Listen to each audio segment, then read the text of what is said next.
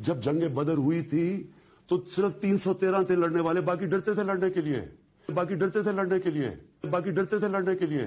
ان کے جب اب اللہ کے حبیب تھے، اللہ قرآن میں کہتا ہے میرے حبیب تھے، لیکن ان کو جب مشکل وقت 10 سال میں صرف 40 لوگ مسلمان ہوئے تھے، کیا کیا مشکلوں کا سامنا نہیں کرنا پڑا۔ لوگوں نے مذاق اڑایا، ذلیل کیا، آسٹرسائز کیا، ذلیل کیا، آسٹرسائز کیا۔ پیغمبر اللہ کے آئے لیکن وہ ہیومن ہسٹری میں ان کا ذکر ہی نہیں ہے، بڑا کم ذکر ہے۔ حضرت موسیٰ کا ہے لیکن حضرت عیسیٰ کا تو ہسٹری میں ذکر نہیں ہے۔ تو میں سمجھتا تھا کہ اللہ مجھے بھی مشکل وقت سے گزار رہا ہے، میری تیاری کروا رہا ہے، جس طرح اس نے نبی کی تیاری کروائی، میری تیاری کروا رہا ہے جس طرح اس نے نبی کی تیاری کروائی۔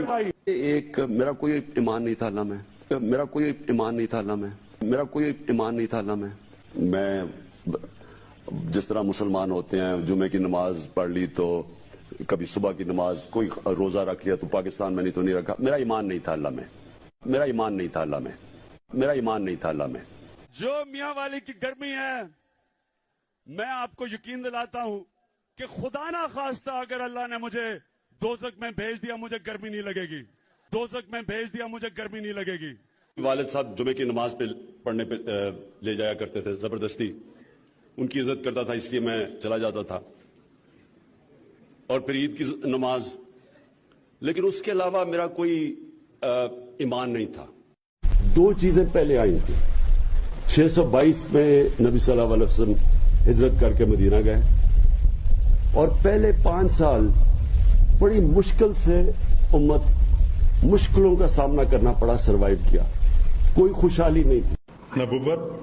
نبوت حضرت محمد رسول اللہ صلی اللہ علیہ وسلم بحیثیت خاتم النبیین، خاتم النبی الین، روز قیامت، روز قیامت، اور قرآن پاک و سنت کی اور قرآن پاک اور سنت کی